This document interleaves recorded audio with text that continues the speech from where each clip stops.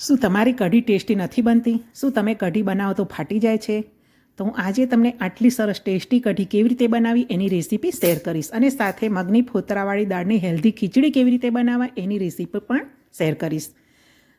તો મગની ફોતરાવાળી દાળ બનાવવા માટે પહેલાં આપણે એક વાડકી ખીચડીના આવા જાડા ચોખા લેવાના છે.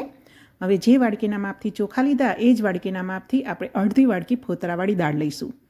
હવે દાળને ચોખાને સરસ રીતે મિક્સ કરી લઈશું અને એને 2 થી 3 વખત પાણી વડે સરસ રીતે ધોઈ લઈશું. જો આ રીતે હાથ વડે સરસ મસળીને ધોવાની છે. એનાથી શું થશે કે બધો જ જે કચરો હશે દાળ ચોખા ઉપર એ નીકળી જશે. જો આ રીતે મસળીએ તો કેટલું ડોળું પાણી બને છે. ડોળું પાણી નીકળી જાય અને ચોખ્ખું પાણી રહે ને ત્યાં સુધી આપણે દાળ ચોખાને ધોઈ લેવાના છે.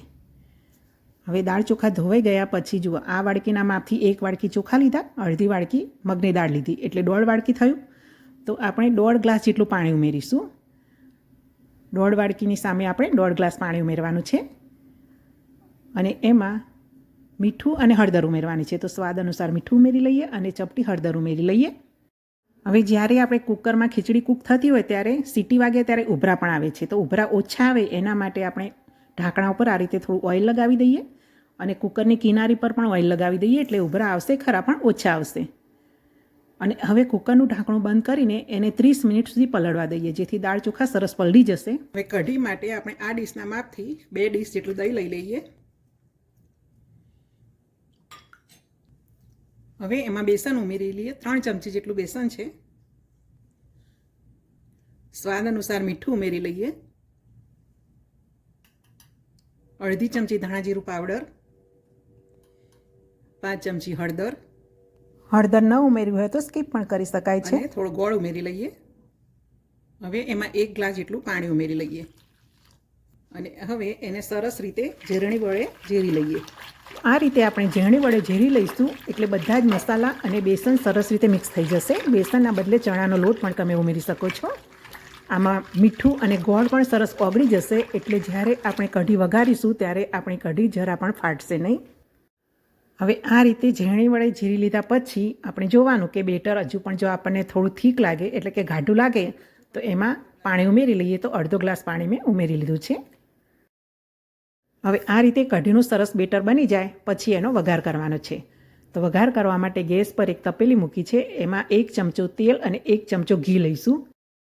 ઘી એકલું લઈએ તો બળી જાય એટલે ઘી અને તેલ 2 લઈશું. ઘી અને તેલ ગરમ થાય એટલે 1.5 ચમચી જીરું ઉમેરી લઈએ. 5 થી 6 લવિંગ સંતળાઈ જાય, 2 થી 3 તજના ટુકડા, થોડા મીઠા લીમડાના પાન અને 2 સૂકા લાલ મરચાં ઉમેરી લઈએ.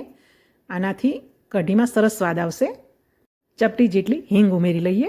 હવે મેં આદુ લસણ મરચાં વાટી રાખ્યા છે તેને પણ વઘાર સાથે સરસ સાંતળી લઈએ. આ રીતે વઘાર સાથે સાંતળીશું એટલે કઢીમાં એનો સરસ ટેસ્ટ આવશે. હવે મેં લીલી ડુંગળીને પણ ઝીણી ઝીણી સમારી રાખી છે તેને પણ ઉમેરી લઈએ અને ડુંગળીને પણ સરસ સંતળાવા દેવાની છે અને સરસ કૂક થવા દેવાની છે. તો હવે ગેસની ફ્લેમ સ્લો રાખીને ડુંગળીને સરસ કૂક થવા દઈએ. આ રીતે ઢાંકણું ઢાંકી દઈએ અને 2 મિનિટ માટે સરસ ડુંગળીને ચડવા દઈએ. તો જો હવે સરસ ડુંગળી ચડી ગઈ છે. તો હવે જે આપણે કઢી માટેનું બેટર બનાવ્યું છે તે એમાં ઉમેરી લઈએ અને એને ચમચા વડે હલાવતા જઈશું. જે દાળ ચોખા કુકરમાં પલાળી રાખ્યા છે એને પણ 30 મિનિટ થઈ ગઈ છે. તો મારે અહીંયા કઢી હલાવવાનું તો ચાલુ જ છે, પણ હવે બીજા હાથથી હું ગેસ ચાલુ કરીને કુકરને ગેસ પર ખીચડી કૂક થવા માટે મૂકી દઈશ અને કઢીને સતત હલાવતા રહીશું, નહીંતર કઢી ફાટી જશે. હવે જુઓ, ધીમે ધીમે કઢી ઉકળવા માંડી છે અને ધીમે ધીમે જેમ જેમ ઉકળશે એમ કઢી ઘટ્ટ થવા માંડશે. કઢી ઘટ્ટ થવા માંડે અને ઉકળવા માંડે પછી એને સતત હલાવવાની નથી, પછી વચ્ચે વચ્ચે હલાવતા રહેવાનું અને 2 થી 3 મિનિટ હજુ પણ એને ઉકળવા દઈશું. તો જુઓ, સરસ એવી કઢી આપણી ઉકળી ગઈ છે. હવે એમાં ઝીણા સમારેલા લીલા ધાણા ઉમેરી લઈએ.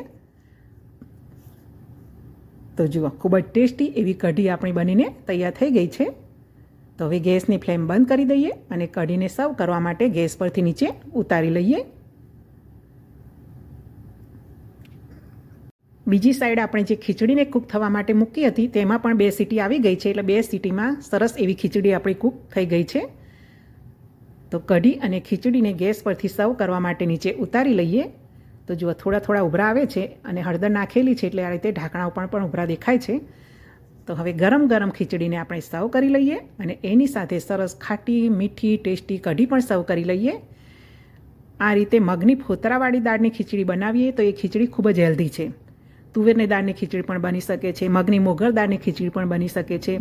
પરંતુ જો આપણે હેલ્ધી ખીચડી ખાવી હોય તો મગની ફોતરાવાળી દાળની જ ખીચડી બનાવવાની. હવે ગરમ ગરમ ખીચડીમાં ઠંડુ ઘી સર્વ કરી લઈએ.